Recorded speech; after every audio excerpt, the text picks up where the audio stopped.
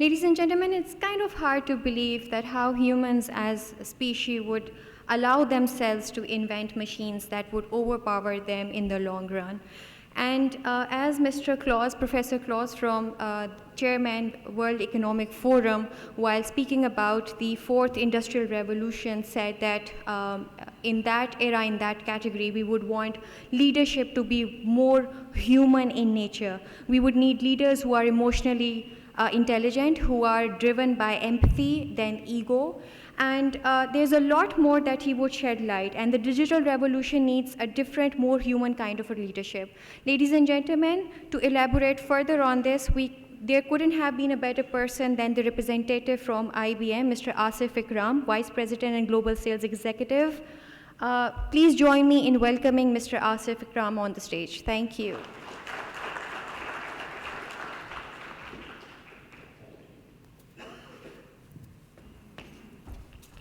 Assalamu alaikum, everybody. Can you hear me well? All right. Firstly, I think this is a great meeting together from the future of work. So thank you to the organizers. Thank you for having us here, and really great participation. Paul, Bruno, thank you. Great addresses. So leaves me with a high mountain to climb, but I'll try and make it interesting. So let me first introduce myself before I go into the fourth industrial revolution and how it impacts skills, talent, and then land it what we need to do in Pakistan to take this forward. I'm gonna carry on from what Paul and Bruno said, but let me first introduce myself. So I've been with IBM for a couple of decades now, and done various things. One of the big things that I think which I got very lucky to do was to lead Middle East and Africa consulting practice for IBM, Middle East, Africa, and Turkey. This is a team of 2,000 people, and I've recently done it for about 3 years. And I'm a lot of lessons learned from there that have been very interesting on how management consulting and how these new ages are changing. And currently, I am based in Pakistan, and I'm doing a global sales role for IBM, running an 8 billion portfolio from Lahore. So doing mainly on WebEx, by the way, working different times of the world. So the world is really changing. You know, the companies are really adopting. And as we get into this new revolution or new economic shift, which we are calling the fourth industrial revolution, what I'd like to do is I'd like to break my session into 4 chapters, if you would, which I would cover briefly. I'd like first to start by walking the history lane and look at the other 3 revolutions that happened and what happened in the mankind during that. I'm sure you all know about that. Then, in the second chapter, I'll go deep into the fourth revolution and what does it really mean, again, to skills, talent, leadership, HR, ourselves. Then go a bit more deeper into our workplace of today and workplace of tomorrow. I'm not going to copy some of the charts of Paul, but talk about a few things from there. And then finally land where is the opportunity in Pakistan, in my opinion, in our opinion, and see how we can link it together. So before I go the history lane, so what is the fourth industrial revolution? It is AI, it is automation, it is IoT, all these various big words that are happening. But please remember, this is man and machine. Not man versus a machine, which our CEO is, IBM CEO is saying again and again. It is man and machine era we are going into. Not man versus machine. Please, this is critical, whatever we do here. Now, let's go back to the 3 revolutions that happened. The revolution 1, which is also called the steam engine revolution, where the labor unions came into place. Many things happened. Britain was the first one that adopted to it. And in that revolution, again, machine was the leader. Man was the follower. France adopted it, many other countries adopted it. Let's go to the second revolution, which was the electricity revolution, as we call it, and many words to it. And a lot of jobs were created out of that as well, because we could now do a lot of things and get information passed into many areas. Third revolution, very important. Our own, many of you are, we all watched it, information technology. We also call it the digital age, but digital is such widely used, I can use it wherever, like I can use disruption wherever. So it was the information technology revolution. Computers came into being from 1960s, 70s, a computer taking this whole room, to now a computer being in the grain of rice. The quantum is there. Again, what is the common in all three of these revolutions? These are machine-led revolutions. Steam engine, electricity, and then information technology. Created a lot of jobs, but man was more of a follower, following how the things were happening in the revolution. So ladies and gentlemen, the critical point is not of creation of jobs in these revolutions, it's what really happened. And this is where I want to introduce the fourth industrial revolution and what is happening in it, because it's happening right now. In Western world, information technology is done. They've done it. It's there. So what's happening in the fourth industrial revolution, and this is the second section of which I want to cover, is we're going deep into artificial intelligence. You are talking to computers more and more. The chatbots are there. They're happening in Pakistan, so nothing new there. A huge shift towards automation. Huge.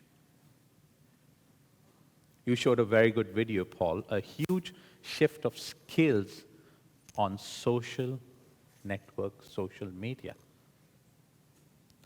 IoT, Internet of Things. We are all going to get connected. My father is very old, and I was joking with him the other day that virtual reality is here. He can't go out of the house. So I said, very soon, we'll make you wear the glasses, and if you want to be on the beach, your room will become the beach. The smell will be there, the voice will be there. So we're moving into this new era. What does that really, really mean? Again, I will keep coming back to my point. This is an era where machine is not leading it. Please remember, man and machine are going to be working together. Because if we don't bring creativity into this fourth industrial revolution, it is not going to do what it ought to do. So creativity is going to come from the brain of the man. Creativity is going to come from the brain of all of us. We're going to augment ourselves with the technology. So if we go back and look at things that have happened in the world, robotics, they're here. Robots are here. You're gonna very soon see them doing a lot more for us what they're doing today. For Ittihad Airways, we did a brief project, and I was part of it. And on duty-free shops, they're now putting robots and removing people in Abu Dhabi. Cleaning services are being provided by robots. So the point I'm all arriving to, which is all in our minds all the time, is this revolution taking away jobs from people. And there's so much said and written on this, and there are two schools of thoughts. One school of thought says, yes, they're being taken away from people. 50%, 60%. There are surveys done everywhere. World Economic Forum was focused on it, that the new skills are going to be critical, but the jobs are going to be taken away from the man or woman. I have to be correct on that. But there's another school of thought which is saying, No, they're not being taken away from man and woman. They are being changed. The skill is going to be a different skill in this era, which is the fourth industrial revolution era. And what is that skill going to be?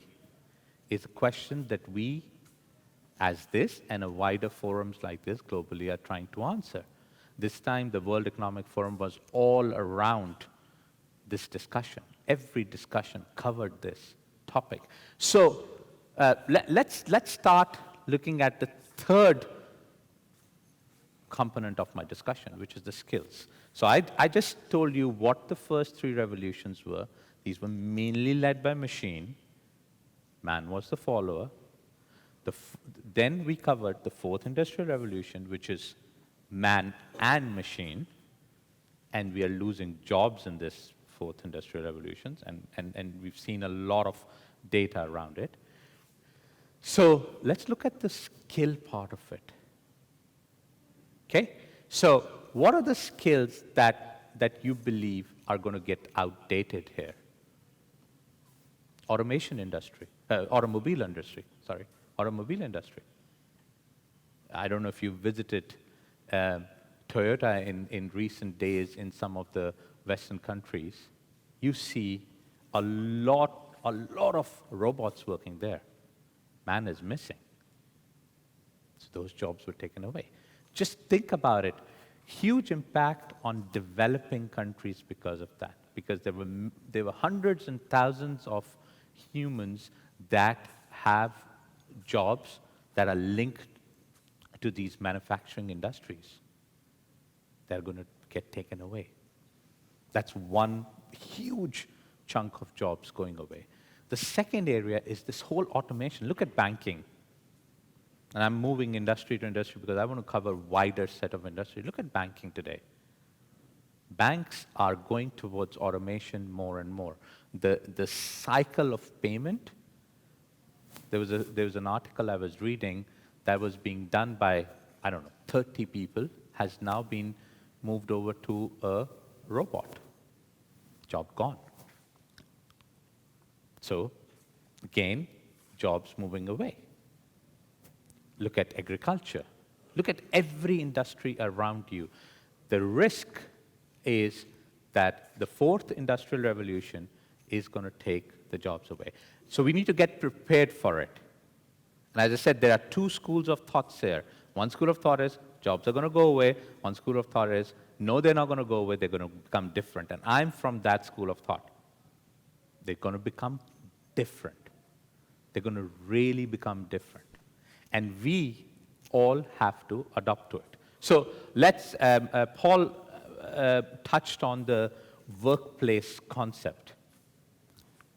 And the workplace concept was, let's make the workplaces fun. So Google made a great office, Facebook made a great office, the rest of the, why were they doing it? They were doing it so they can attract the employee to stay longer at work or come more often to work. They were flexible, but it was a fun place to work. A lot of studies started to happen on that. And what we found is that staying longer at work was not really improving productivity. So somebody was talking about Silicon Valley earlier. So millions of dollars spent on that, but not increasing productivity. Facebook did a very interesting thing. I don't know if you know. They started giving a $10,000 bonus to employees if they would come and stay close to the office. Why were they doing it? So they can attract the employee into the office and make them work longer, correct? Come in the morning, stay till the evening, do that work. But all of that in this revolution is telling us, no, that's not the way of doing work. That is not how employees are perceiving longevity in their organizations. So we need to create skills that augment the machine. So, for example, let's look at banking. A lot of jobs going away globally. all the risk process being taken over by artificial intelligence. But we need still to audit that. We still need skills to manage that portion. That's a different skill that we require. Again, that skill needs to be created. And that's not there right now. We are still very orthodox in what we do. There's a big debate about degrees versus skill. We're still, let's get the real college university graduates who will come after 20 years, 18 years of study, and they are the ones with the MBA degrees that will get it done. No, please, let's take that myth out of the head. So, workplace is no longer relevant or less relevant, going away. Work from home concepts are becoming more and more. Degrees are important, but becoming less relevant because we're talking about skills here. And this is all happening in Pakistan as well, by the way. And then finally, reskilling of people to augment the machine is going to be a big, big portion of our industrial revolution. So there was another article I was reading, and 66% of automobile jobs in Indonesia are finishing. 55% they did a survey of developing countries, Bangladesh, Pakistan, India, manufacturing jobs are going away. And this is all happening in the next 5 years, guys and gals. So what are we going to really do about it is the question. And that's where I want to spend the next 4 or 5 minutes and put up a theory in front of you, which I think we should start as a movement, not a political movement, but a talent and a skill movement that we need to do. And that needs to touch upon a lot of areas, the way we hire, the way we train, the way we study, the way we rethink, that needs to happen.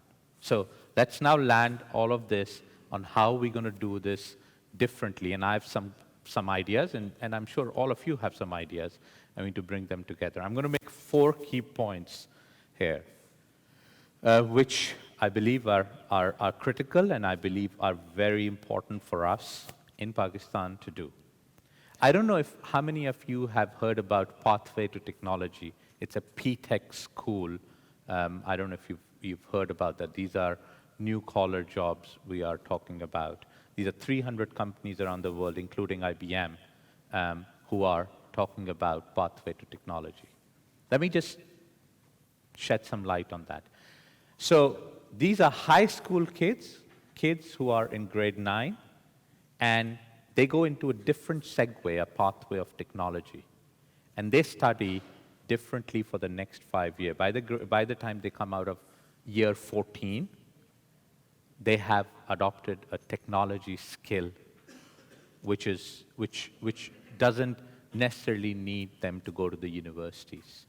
This is happening a lot of places in the world, including Africa, including India, including China. IBM is one of the key players in this area, and I think we've got over 200,000 students enrolled in this. I believe a similar program through the private sector investments and through the universities needs to come in Pakistan quickly. Quickly. It is fast and furious speed. Because if we continue to wait for a limited number of technology graduates to come out, which is not a huge number, we're going to be left behind. Because, ladies and gentlemen, the theory I'm going to talk about now is that this is the only revolution where developing countries like Pakistan have a chance to lead it, to be at the helm of it.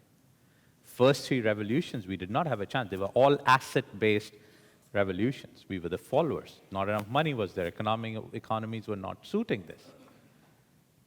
We have the number of people in this country, quite a bigger number. I'm not going to go into the latest numbers, but it's a lot of people. So 4 things that we need to really focus on, because this is an opportunity. If we don't grab it, we are going to be left behind. So a different mode of education. P-Tech is one example I'm giving, and there are many others. And there's Nestle, it's a lot of people sitting in this room, a lot of private sector, we can all come together and create that. It is not written anywhere that, oh, the high school has to be 12 years, and then you do 4 years of this, and then 2 years of another. By the time you come out, you are the guy or gal we're going to hire. No. Bring them out early. Bring them out when they're 18 and just take them on. Huge, huge, huge opportunity here. Got to change it at the back. And they can then go back to university later on. Work for 3, 4, 5 years. So that's one huge thing.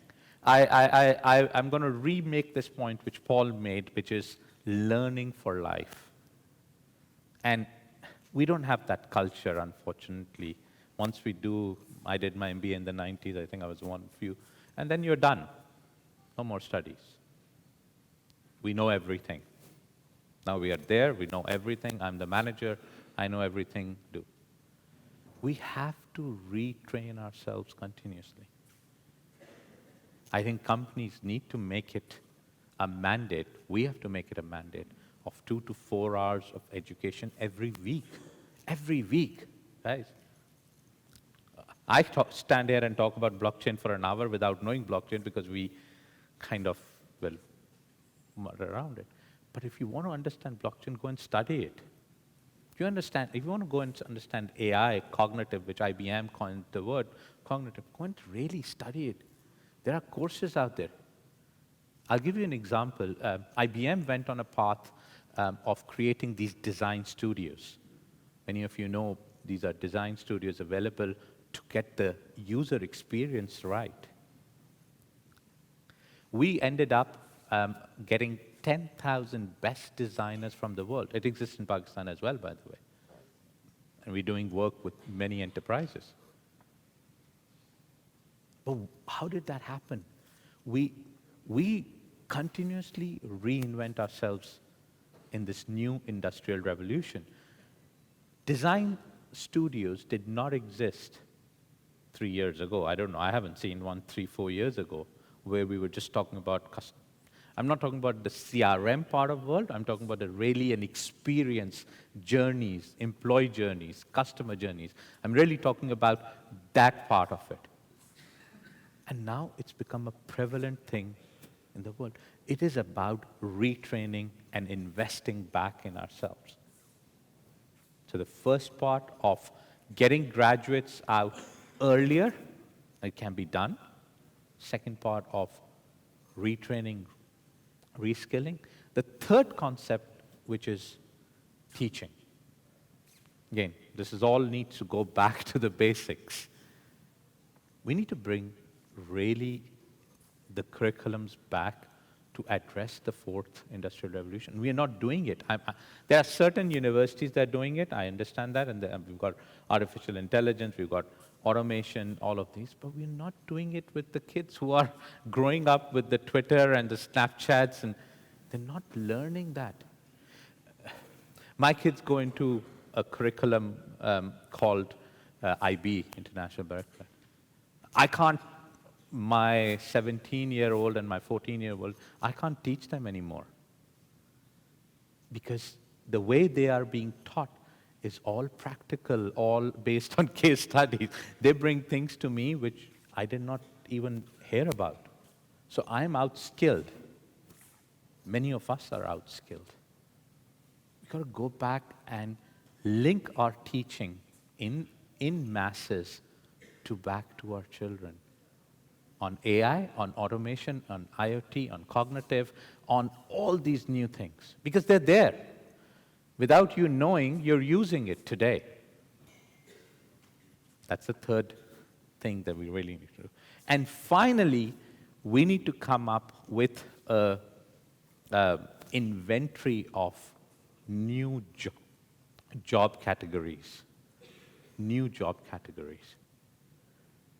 that are going to be the jobs of the norm, not the jobs of the exception. Data scientists.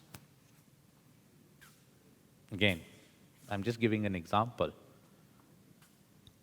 Is going to stay in this fourth industrial revolution. It's not going to go away. How many data scientists are we producing in Pakistan? I can count it on hands. Because we advertise for them, we don't get them. Correct? And again, this is graduates coming out of school. I'm not going into non-graduates right now. They're not being created. Unless we create this new job taxonomies. The credit risk officers that I talked about, the way they work is paperwork. That's changed.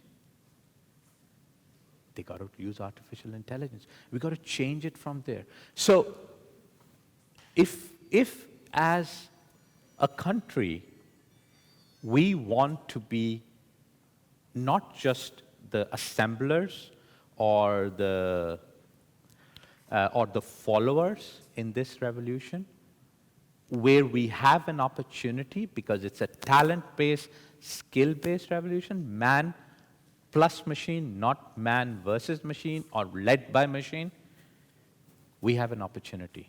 We got to change the way we do business today, the way we handle talent.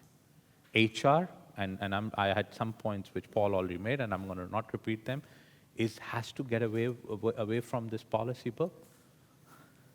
Has to get away from these policy books. They have to come and say, working from home is okay.